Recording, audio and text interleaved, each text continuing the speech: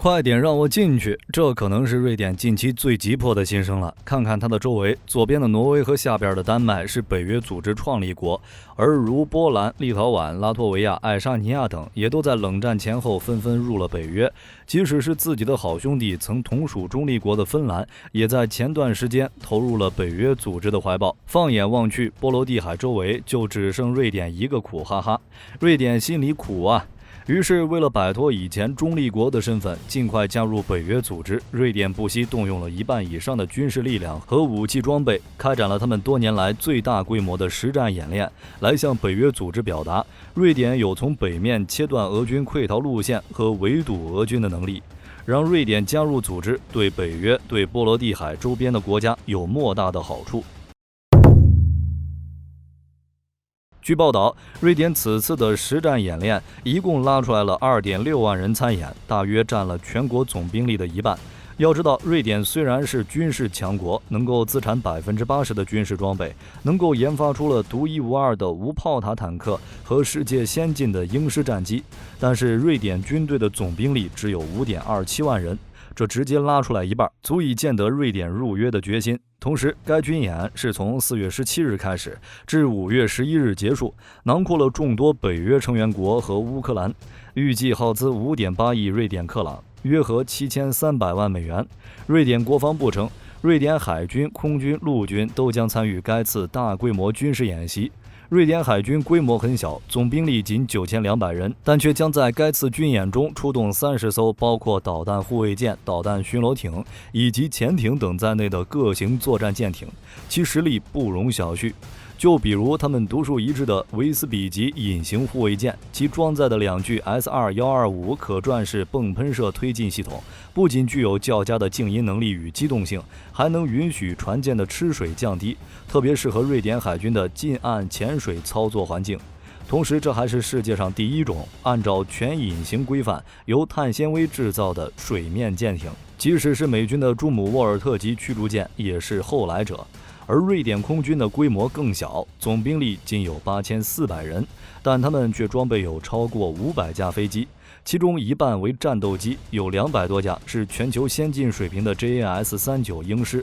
而在这次军演中，瑞军将出动包括鹰狮、J35龙等在内的各型战斗机120多架。最后的瑞典陆军则是在此次演训中他们的主要参演部队，不仅一口气出动了3个机械化旅、2个步兵旅、2个山地旅等，共约2万余人的地面作战兵力，还出动了豹2、百夫长等在内的160多辆全履带主战坦克，包括 BMP-1、CV90、PBV302 等在内的各型装甲战车600多部，以及包括牵引炮、自行榴弹炮、迫击炮、多管火箭炮等在内的各型火炮近200门。按照演习计划，瑞典将与其他参演国一起，在俄罗斯北部哥德兰岛及其附近区域联合展开海上对抗、空中打击、地面攻击、抢滩登陆等演练科目，以对抗俄军随时发起的武装攻击。可瑞典明明是一个把中立玩到极致的国家，为什么要放弃中立国的身份，转而跑到俄罗斯的对立面上？这么干真的划算吗？首先，瑞典要加入北约，完全就是俄罗斯逼的。以前，瑞典和芬兰一样，奉行的是军事不结盟政策，但俄罗斯入侵乌克兰，让这2个国家意识到，永久中立国的身份好像不怎么保险，挨不挨揍完全要看俄罗斯的脸色。要知道，芬兰与俄罗斯之间有着1300公里的边境线，而瑞典的哥特兰岛距离俄罗斯波罗的海舰队驻地加里宁格勒只有300公里。他们担心，万一哪天俄军脑袋一抽，直接打过来怎么办？所以为了自保，才要寻求北约组织的庇护。其次是因为除了地理位置外，北约组织与俄罗斯的矛盾早已埋下。就比如其中一个矛盾点，乌克兰。虽然乌克兰现在还不是北约成员国，但长期以来希望加入的举动，已经让俄军将北约视为一个威胁。万一哪天北约拐跑了乌克兰，那就是俄罗斯海军的实力就将大打折扣，永远失去波罗的海的入海口也不是不可能。而且俄罗斯在与西方的持续紧张局势中，就曾要求北约联盟不会向东扩张，并特别指出不得将手伸向乌克兰。但美国和北约拒绝了这个要求，因为北约组织一直奉行门户开放政策。该政策规定，欢迎任何准备并愿意承担成员国承诺和义务的欧洲国家申请加入。任何关于扩大联盟的决定都必须得到所有成员国的一致同意。又或者如成员国芬兰，他与俄罗斯的恩怨，霍立军曾多次提到，几次的灭国复国，双方已经不仅仅只是矛盾，见面打生打死的概率可能更大。更何况瑞典好像也制裁过俄罗斯吧？这要是不选择加入北约，万一被双方夹在中间打，岂不更惨？最后，瑞典加入北约是有莫大好处的，其中最大的好处是可以享受北约组织章程第5条款待遇的，其内容如下：一旦确认成员国受到攻击，其他成员国将做出及时反应。该条款被理解为各国部队将自动参战，并不再需要各国政府的参战授权及集体自卫权。可以说，这第5条款即使北约内所有国家的共同防御成为了可能，任何来犯之敌都将面对30多个国家集体力量，这对许多没有盟友且手无寸铁的小国来说至关重要。就比如冰岛，常年没有守卫军，但由于美国也是北约成员国，所以冰岛是受到美国保护的。而乌克兰也是出于此才会这么迫不及待地想要加入北约。要知道，乌克兰在2014年前作为欧洲与俄罗斯的缓冲地带时是没有投靠任何一方的。但是2014年俄罗斯公然吞并克里米亚，这让乌克兰政府感到危机，其民间更是出现了强烈的反俄情绪。所以在这种背景下，倒向西方谋求加入北约组织无可厚非，无非就是想借北约这棵大树来抵消来自俄罗斯的威胁而已。可是乌克兰仅仅是谋求生存的举动就触动了俄罗斯敏感的神经，因此俄军才会趁着乌克兰尚未加入北约时悍然出兵，企图一举拿下基辅，建立亲俄政权，并逼迫乌克兰就范。但事与愿违，俄罗斯不仅出兵不利，没有达到预期的战果，而且还深深陷入乌克兰战场的泥潭，至今都没有脱身，甚至还被西方国家实施了经济制裁，让国内产生了不小的动荡，并且还在持续恶化中，是赔了夫人又折兵。除此之外，俄军发动的入侵乌克兰战争还起到了反作用，将原本中立的芬兰和瑞典也推向了北约的怀抱。其中，芬兰已于4月4日成功入约，现在瑞典也正在为入约积极努力。由此可见，加入北约组织最大的优势就在于它可以协调一切组织内的力量，来为每一个成员国提供安全保障。瑞典选择加入绝对算得上划算。可明明瑞典和芬兰是同期申请，为什么芬兰进去了，瑞典却困难重重呢？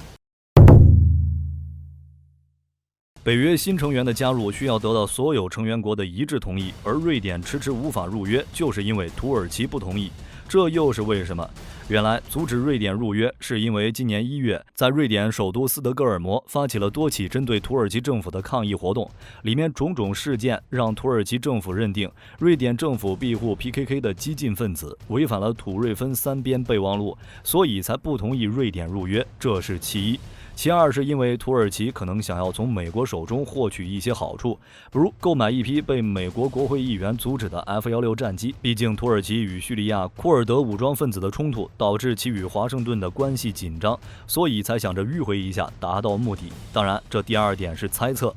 其三是因为瑞典的加入会破坏掉土耳其的对俄战略，可能会让土耳其失去在北约的立足根本。土耳其对俄乌双方的态度是既批判俄军入侵乌克兰做法不对，向乌克兰提供 TB2 无人机灭杀俄军，又寻求与莫斯科维持贸易能源合作，不支持西方对俄罗斯的制裁，且还在为调停战争做努力，把自己摘得干干净净，没有一点掺和的想法。如果瑞典也入约了，那土耳其势必会接管黑海、高加索地区，届时就会与俄军直接对抗。土耳其不想这样，才会一直与俄罗斯保持默契，互不打扰。而土耳其冷战期间之所以能入约，就是北约看中了土耳其关键的地理位置，既连接了东西大陆，又能管控黑海和苏伊士运河，是绝佳的战略位置。更重要的是，土耳其实力够强的话，是可以直插俄罗斯腹地，威胁其工业中心的。当年苏联向古巴部署导弹，引发古巴导弹危机的直接原因，就是美国在土耳其部署了中程弹道导弹，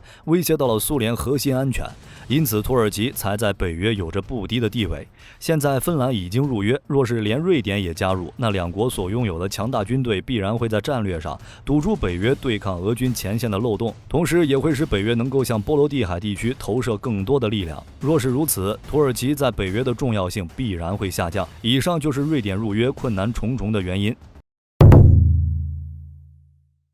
在北约组织不断发展壮大的过程中，它不仅熬死了老对手华约和前苏联，还将许多原来属于华约甚至属于前苏联的国家都吸引进了组织。瑞典若是最后也加入了北约，那有30多个国家共同应对军事压力，似乎要安全得多。当然，伴随瑞典的加入，世界上公认的7个永久中立国就变成了5个了，分别为瑞士、哥斯达黎加、奥地利、爱尔兰以及土库曼斯坦。如哥斯达黎加，它是美洲唯一一个永久中立国，也是全世界第一个放弃军队的国家。他在1948年主动放弃了军队，只保留了管理治安的人和安全部队，仅用于维持内部安全。到了1983年，哥斯达黎加宣布加入永久中立国，赢得了国际社会的一片支持。也正是因为哥斯达黎加放弃军队，一心搞发展，所以它成为了中美洲为数不多的富裕国家，人均 GDP 已经突破了1.1万美元，这是最彻底的中立国。而瑞典中立国的身份就很有意思。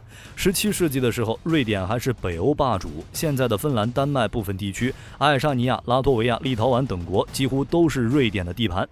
不过到了1721年，瑞典王国败给了沙俄的彼得大帝，霸主地位一去不复返。后来为了生存，瑞典便在1780年提出了成为中立国的办法。就这样，瑞典凭借中立国身份不断恢复元气。之所以说它有意思，是因为瑞典相比哥斯达黎加，它中立得很不到位。比如说1814年，丹麦将挪威割让给瑞典以后，挪威趁机独立，结果引发了瑞典对挪威的战争。